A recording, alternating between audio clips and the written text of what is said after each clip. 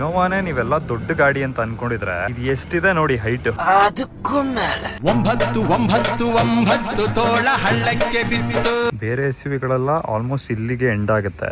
ಇದು ನೋಡಿ ಇಷ್ಟು ದೊಡ್ಡ ಇದೆ. ಅದ್ರ ಜೊತೆಗೆ ಎಕ್ಸ್ಟ್ರಾ ಸ್ಪೇರ್ ವೀಲ್ ಇಲ್ಲಿ ತನಕ ಬರುತ್ತೆ. ಫುಲ್ ಕೈ ಸ್ಟ್ರೆಚ್ ಮಾಡಿದ್ರು ಆ ಕಡೆ ಡೋರ್ ಸಿಗೋದಿಲ್ಲ. Karnataka announces ban on social media for children under 16.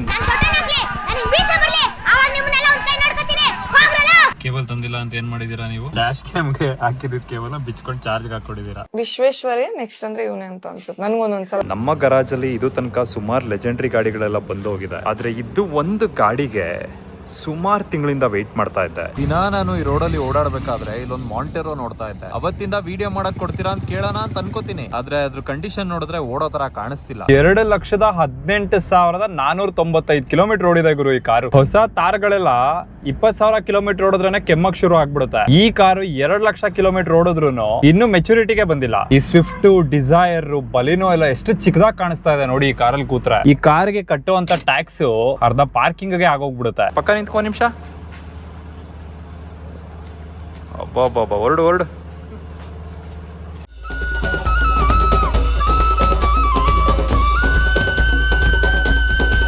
ಹೊಸ ಸಿಯರಾ ಲಾಂಚ್ ಆಗಿದೆ, XUV 7XO ಲಾಂಚ್ ಆಗಿದೆ. ಅದನ್ನೆಲ್ಲ ಬಿಟ್ಟು ಈ ತರ ಕಾರ್ಗಳ ವಿಡಿಯೋ ಏನಕ್ಕೆ ಗುರು ಮಾಡ್ತಿದ್ಯಾ ಅಂತ ನೀವು ಕೇಳಬಹುದು. ಯೂಟ್ಯೂಬ್ ಹೆಂಗ್ ವರ್ಕ್ ಆಗುತ್ತೆ ಅಂತ ನನಗೂ ಗೊತ್ತು. ಇವಾಗ ಈ ತರ ಕಾರ್ಗಳನ್ನೆಲ್ಲ ಹಾಕಿದ್ರೆ ನನಗೆ ವ್ಯೂಸ್ ಬರೋದಿಲ್ಲ. ಸಂಜೆ 4:23 ಎಷ್ಟು ಬಿಸಿಲಿದೆ ಅಂದ್ರೆ ನನಗೆ ಅನ್ಸೋ ಪ್ರಕಾರ ಇವತ್ತು ರಾತ್ರಿ ಸರಿಯಾಗಿ ಮಳೆ ಹೊಡೆಯುತ್ತೆ. ನಾನು ಇವಾಗ ಒಂದು ಹಾರ್ಡ್ ಚಾಯ್ಸ್ ಮಾಡಬೇಕಿತ್ತು.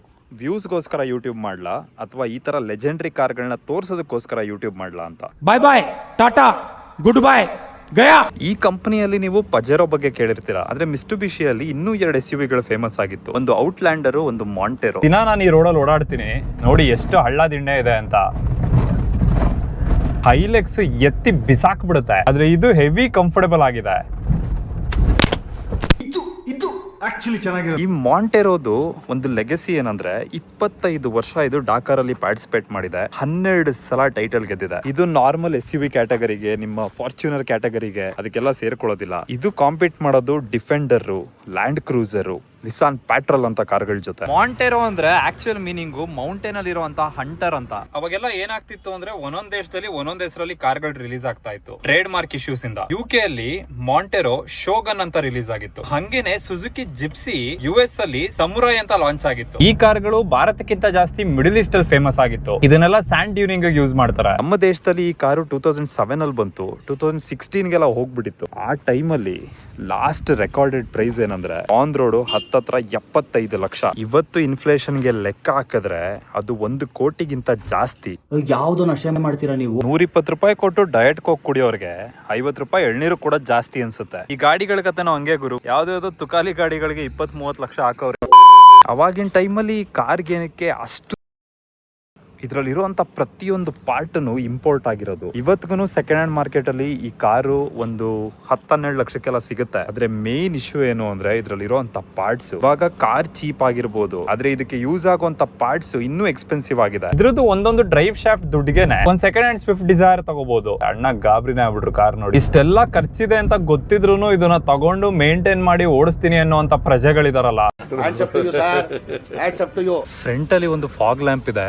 ಇಲ್ಲಿ LED ಹೆಡ್ ಲ್ಯಾಂಪ್ ಇದೆ, ನೋಡಬಹುದು. ಪ್ರೊಜೆಕ್ಟರ್ ಲೈಟ್ಸ್ ಎಲ್ಲ ಇದೆ. ಇದು ಸ್ಟಾಕ್ ಅಲ್ಲಿ ಬಂದಿರಲಿಲ್ಲ, ಇವರು ಆಫ್ಟರ್ ಮಾರ್ಕೆಟ್ ಅಲ್ಲಿ ಹಾಕ್ಸಿರೋದು. ಮಧ್ಯ ಒಂದು ದೊಡ್ಡದಾಗಿ ಮಿಸ್ಟುಬಿಷಿ ಲೋಗೋ ಇದೆ. ಫೈಬರ್ ಬಂಪರ್ ಇದೆ, ಮೆಟಲ್ ಬಾಡಿ ಇದೆ, ಮೆಟಲ್ ಬಾನೆಟ್ ಇದೆ. ಇದರಲ್ಲಿ 265 ಸೆಕ್ಷನ್ R17 ಟೈರ್ ಗಳು ಬರೋದು. ಆಲ್ಮೋಸ್ಟ್ ಅಲಾಯ್ ವೀಲ್ ಎಷ್ಟು ಸೈಜ್ ಇದೆ ಅಷ್ಟೇನೆ ದೊಡ್ಡ ಡಿಸ್ಕ್ ಬ್ರೇಕ್ ಇದೆ. ಈ ಕಾರಲ್ಲಿ ಹಿಂದ್ಗಡೆನೂ ಡಿಸ್ಕ್ ಇದೆ. ಇನ್ನ ಇದ್ರ ಡ್ರೈವಿಂಗ್ ಕಂಫರ್ಟ್ ಬಗ್ಗೆ ಮಾತಾಡಂಗೆ ಇಲ್ಲ, ಸಕ್ಕದಾಗಿದೆ. ಇವಾಗ ನಾವು SUV ತಗೊಳೋದಲ್ದೆ ಅದ್ರ ಮೇಲೆ ಎಕ್ಸ್ಟ್ರಾ ದುಡ್ಡು ಖರ್ಚು ಮಾಡಿ ಸಸ್ಪೆನ್ಷನ್ ಗಳನ್ನ ಹಾಕ್ಸಿ, ಕಂಫರ್ಟ್ ಶಾಕಲ್ಸ್ ಗಳನ್ನ ಹಾಕ್ಸಿ, ಅವಾಗಿನ ಟೈಮಲ್ಲಿ ಏನೂ ಇಲ್ಲ ಗುರು. ಒಂದ್ ಕಾರ್ ತಗೋತ್ಯಾ, ನೀನ್ ಇರೋ ತನಕ ಈ ಕಾರ್ ಇರುತ್ತೆ, ನೀನ್ ಹೋದ್ಮೇಲೂ ಇರುತ್ತೆ. ಸರ್ವಿಸ್ ಒಂದ್ ಕರೆಕ್ಟ್ ಆಗಿ ಟೈಮ್ ಟು ಟೈಮ್ ಮಾಡಿಸ್ಕೊಂಡು ಹೋಗು, ಎಕ್ಸ್ಟ್ರಾ ಇನ್ನೇನು ಖರ್ಚು ಮಾಡಬೇಡ ಅಂತ. ಸೇಮ್ ಪಜೆರೋ ಅಲ್ಲಿ ಯಾವ ತರ ಬರ್ತಾ ಇತ್ತು ಆ ತರ ಇವರು ಸೈಡ್ ಅಲ್ಲಿ ಒಂದು ಎಕ್ಸ್ಟ್ರಾ ಫೈಬರ್ ಕ್ಲಾಡಿಂಗ್ ಕೊಟ್ಟಿದ್ದಾರೆ. ಆಫ್ ರೋಡ್ ಎಲ್ಲ ಹೋದಾಗ ಮೆಟಲ್ ಪಾರ್ಟ್ಸ್ ಡ್ಯಾಮೇಜ್ ಆಗಬಾರ್ದು ಅಂತ. ನಾಟಿ ಸ್ಟೋರಿ ಅಂತ ಇದು ಪೌಷ್ಟಿಕ ಆಹಾರ, ಒಳ್ಳೆ ಮನೆ ಊಟ ತಿನ್ನಕ್ಕೆ. ಇಲ್ಲಿ ನಮ್ಮ ಫ್ರೆಂಡ್ ಅವ್ರದ್ದು ಈಸಿ ರೆಂಟಲ್ಸ್ ಇದೆ. ಇನ್ಫೋಸಿಸ್ ಮೇನ್ ಗೇಟ್ ಇಂದ ಲೆಫ್ಟ್ ತಗೊಂಡ್ರೆ ಹಿಂಗೆ ಸೀದಾ ಬಂದ್ರೆ ಇಲ್ಲಿ ಇರ್ತಾರೆ. ಈಸಿ ರೆಂಟಲ್ಸ್ ಬಗ್ಗೆ ಈಗ ತಾನೇ ಮಾತಾಡ್ತಾ ಇದೆ, ಬಂದ್ಬಿಟ್ರಿ. ಅಲ್ಲೋ ಕಿಟ್ಟಿ ಎಲ್ಲ ಬೇರೆ ಹಾಕಬಿಟ್ಟು ನೀವೇನ ಇವ್ರಿಗೆ ಹೊಟ್ಟೆ ಬರ್ಸಿದ್ದು? ಹಾಗೆಲ್ಲ ಕೆಟ್ಟ ಮಾತಾಡ್ತಾರ. ಇಲ್ಲಿ ಫ್ಯೂಯಲ್ ಕ್ಯಾಪ್ ಇದೆ. ಇದ್ರಲ್ಲಿ ನೀವು 90 ಲೀಟರ್ ಫ್ಯೂಯಲ್ ಹಾಕ್ಬೋದು. ಆನ್ ಆವರೇಜ್ ಒಂದು 8 ರಿಂದ 10 ಅಂದ್ರೂ ಒಂದು ಫುಲ್ ಟ್ಯಾಂಕ್ ಅಲ್ಲಿ 800 ರಿಂದ 900 ಕಿಲೋಮೀಟರ್ ಹೋಗ್ಬೋದು. ಕಷ್ಟ ಕಣಪ್ಪ. ಮಿಸ್ಟುಬಿಷಿ ಹೇಳ್ಬೇಕು ಅಂದ್ರೆ ಒಳ್ಳೆ ಕಂಪ್ನಿನೇ, ಒಳ್ಳೆ ರಿಲಯಬಲ್ ಕಾರ್ಗಳನ್ನೇ ಮಾಡ್ತಾರೆ. ಆದ್ರೆ ನಮ್ಮ ದೇಶದಲ್ಲಿ ಈ ಕಂಪನಿ ಫೇಲ್ ಆಗಕ್ಕೆ ಮೇನ್ ರೀಸನ್ ಏನು ಅಂದ್ರೆ ಹಿಂದೂಸ್ತಾನ್ ಮೋಟಾರ್ಸ್ ಅವರು ಮಿಸ್ಟುಬಿಷಿ ಕಾರ್ಗಳಿಗೆ ಸೇಲ್ಸ್ ಮತ್ತೆ ಸರ್ವಿಸ್ ನ ಅವಾಗ ತಗೊಂಡಿದ್ರು. ಅವರು ನೀಟಾಗಿ ಕಸ್ಟಮರ್ಸ್ ನ ಟ್ರೀಟ್ ಮಾಡ್ಲಿಲ್ಲ, ಕಸ್ಟಮರ್ಸ್ ಒಳ್ಳೆ ಸರ್ವಿಸ್ ಕೊಡ್ಲಿಲ್ಲ. ಅದಕ್ಕೋಸ್ಕರ ಈ ಕಂಪನಿ ನಮ್ಮ ದೇಶನ ಬಿಟ್ಟು ಹೋಗಿದ್ದು. ಅಲ್ಲೆಲ್ಲ ಬಿಸಿಲಿದೆ ಅಂತ ಕಾರ್ನ ನೆರಳಿಗೆ ಹಾಕೊಂಡು ವಿಡಿಯೋ ಮಾಡಕ್ ಬಂದೆ. ಆದ್ರೆ ಈ ಕಾರ್ನ ನಿಲ್ಸಿದ್ರೆ ಸಾಕು, ಇದ್ರ ಶಾಡೋನೇ ಒಂದು ಕಾರ್ ಅಷ್ಟು ದೊಡ್ಡದಾಗಿದೆ. ಇಲ್ಲೊಂದು ಫುಲ್ ಸೈಜ್ ಸ್ಪೇರ್ ವೀಲ್ ಇದೆ. ಮೇಲ್ಗಡೆ ಒಂದು ಸ್ಪೇರ್ ವೀಲ್ ಕವರ್ ಕೂಡ ಕೊಟ್ಟಿದ್ದಾರೆ. ಅದ್ರ ಮೇಲೆ ಪ್ರಾಕ್ಸಿಮಿಟಿ ಸೆನ್ಸರ್ ಇದೆ. ನನಗೆ ಈ ಕಾರ್ ಓಡಿಸಿದ ಮೇಲೆ ಅರ್ಥ ಆಯ್ತು ಏನಕ್ಕೆ ಈ ಫಾರ್ಚುನರ್ ಇಟ್ಟವರು, ಥಾರ್ ಇಟ್ಟವರು, ಸ್ಕಾರ್ಪಿಯೋ ಇಟ್ಟವರು ಎದೆ ಮೇಲೆ ಬರ್ತಾರೆ, ನಮ್ದೇ ರೋಡು ಅನ್ನೋಂಗ್ ಆಡ್ತಾರೆ ಅಂತ. ಒಂದು ಅವರು ಜಗತ್ನ ನೋಡೋದೇನೆ ಅಲ್ಲಿಂದ ಗುರು. ಇಲ್ಲಿರೋರು ಅವ್ರಿಗೆ ಯಾರು ಕಾಣಿಸೋದೇ ಇಲ್ಲ. ಚಿಕ್ಕ ವಯಸ್ಸಲ್ಲಿ ಸ್ವಲ್ಪ ಕಾಣ್ತಾ ಇತ್ತು, ಈಗೇನು ಕಾಣಲ್ಲ. ಇದ್ರ ಹಿಂದ್ಗಡೆ ಡೋರ್ ಅಲ್ಲೇನೆ ಸುಮಾರು ಫೀಚರ್ಸ್ ಗಳಿದೆ ಗುರು. ಇಲ್ಲಿ ನೋಡಿ, ಡಿಫಾಗರ್, ಸ್ಪೀಕರ್ಸ್, ವಿಂಡ್ಶೀಲ್ಡ್ ಫ್ಲೂಯಿಡ್ ಹಾಕಕ್ಕೆ ಇಲ್ಲೊಂದು ಜಾಗ ಇದೆ. ಇಲ್ಲಿ 2 ನಟ್ ಇದೆ.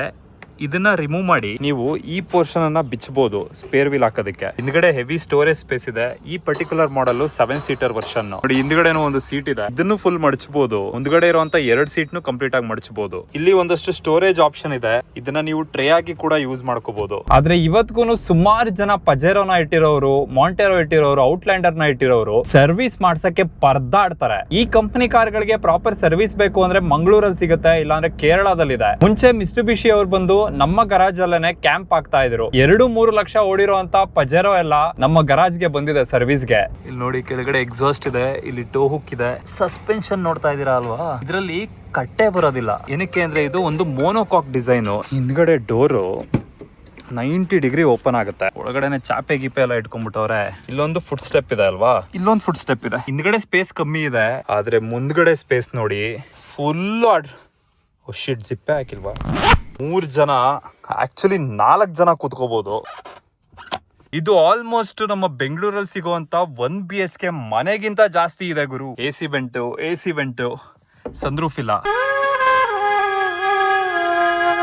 ಇದನ್ನ ಓಡಿಸ್ತಿದ್ರೆ ಒಂದು ಕಾರ್ ಓಡಿಸೋ ಫೀಲಿಂಗ್ ಬರ್ತಾ ಇಲ್ಲ, ಲಾರಿ ಓಡಿಸೋ ಫೀಲಿಂಗ್ ಬರ್ತಾ ಇದೆ. ಎಲ್ಲಾ ಕಡೆ ಜಡ್ಜ್ಮೆಂಟ್ ಪ್ರಾಪರ್ ಆಗಿರ್ಬೇಕು. ಅದಕ್ಕೋಸ್ಕರನೇ ಅನ್ಸುತ್ತೆ ಇಷ್ಟು ದೊಡ್ಡ ಮಿರರ್ ಕೊಟ್ಟಿರೋದು.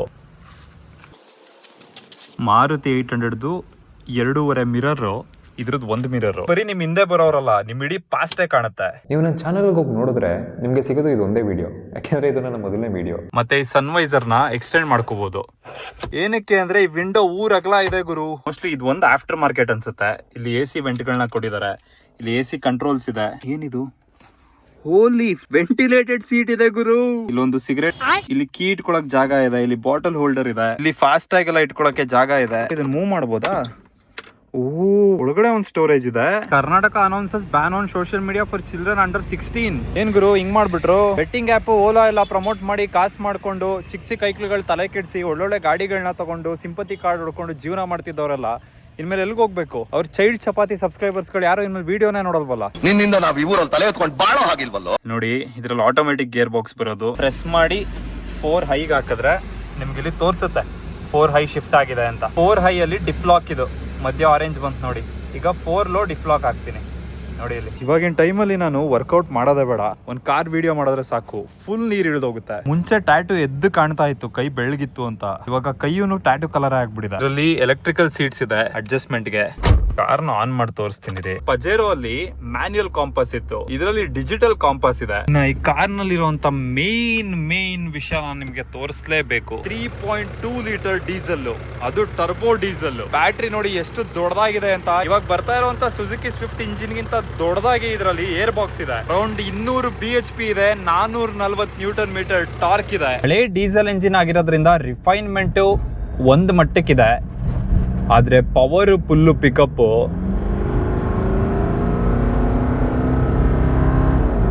ಇದ್ರ ಸೈಜ್ ಇಂದ ಇದು ಎಷ್ಟು ಕ್ವಿಕ್ ಆಗಿದೆ, ಎಷ್ಟು ಫಾಸ್ಟ್ ಆಗಿದೆ ಅನ್ನೋದು ನಿಮ್ಗೆ ಫೀಲ್ ಆಗೋದಿಲ್ಲ.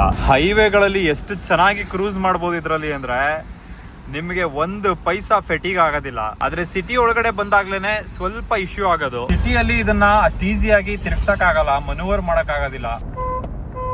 ಹಾರನ್ ಕೇಳೋದೇ ಇಲ್ವಲ್ಲ ಗುರು. ಆಯ್ತು ಹೋಗಯ್ಯ, ಒಳ್ಳೆ ಹಾರ ನೋಡ್ಕೊಂಡ್ ಸಾಯ್ತವೆ. ಏನ್ ಸಾಧನೆ ಮಾಡ್ಬಿಟ್ಟೆ ಇವಾಗ ನೀನು? ಗೌರ್ಮೆಂಟ್ ಅವರು ಎಕ್ಸಾಸ್ಟ್ ಎಲ್ಲ ಹಿಡಿದು ನಾಯ್ಸ್ ಪೊಲ್ಯೂಷನ್ ಆಗ್ತಿದೆ, ಕರ್ಕಶ ಧ್ವನಿ ಅಂತೆಲ್ಲ ಫೈನ್ ಹಾಕೋ ಮುಂಚೆ KSRTC ಅವ್ರಿಗೆ ಏನಕ್ಕೆ ಫೈನ್ ಹಾಕಲ್ಲ ಅಂತ ನಾನು ಕೇಳ್ತೀನಿ. ಎಷ್ಟು ಹೋಗೇ ಬಿಡ್ತಾ ಇದೆ ಗುರು. ಏನಕ್ಕೆ ಸಾರ್ ಬರಲ್ಲ ಮನ್ಸು ನಿಮ್ಗೆ? ಯಾಕೆ ಸರ್ ಬರಲ್ಲ? ದೇವ್ರೇ ನನ್ನ ಚೆನ್ನಾಗಿಡು ಅಂತ ಎಲ್ಲರೂ ಕೇಳ್ಕೊತೀವಿ, ಆದ್ರೆ ಯಾವತ್ತಾರು ನಾವು ದೇವ್ರನ್ನ ಕೇಳಿದೀವ ನೀನ್ ಚೆನ್ನಾಗಿದ್ಯಾ ಇಲ್ವಾ ಅಂತ? ಕೆಲವೊಂದ್ಸಲ ನನಗೆ ಏನ್ ಅನ್ಸುತ್ತೆ ಅಂದ್ರೆ, ಇವಾಗೆಲ್ಲ ಆಗ್ತಿರುವಂತ ಸ್ಕ್ಯಾಂಡಲ್, ವಾರ್, ಸ್ಕ್ಯಾಮ್ ಗಳನ್ನ ನೋಡಿದ್ರೆ ನಮ್ ದೇವ್ರು ಅವನೇ ಹುಟ್ಸಿರುವಂತ ಮನುಷ್ಯನ ನೋಡಿ ಭಯ ಪಟ್ಕೊಂಡು ಅದರಿಂದ ದೂರ ಇದಾನ ಅಂತ. ಪಾಪ ಪುಣ್ಯ ಲೆಕ್ಕ ಹಾಕಿ ಬದುಕೋ ಕಾಯ್ತದ. ಮಧ್ಯಾಹ್ನ ಅಲ್ಲಿ ನೈಟ್ ಇಲ್ಲಿ ಸೋಡಾ ಇಲ್ಲ ಏನಿಲ್ಲ, ನ್ಯಾಚುರಲ್ ಮನೆ ಊಟ ತಿನ್ನಂಗೆ ಆಗುತ್ತೆ. ಸೊ ಟ್ರೈ ಮಾಡೋರು ಬನ್ನಿ, ಟ್ರೈ ಮಾಡಿ, ಚೆನ್ನಾಗಿದೆ.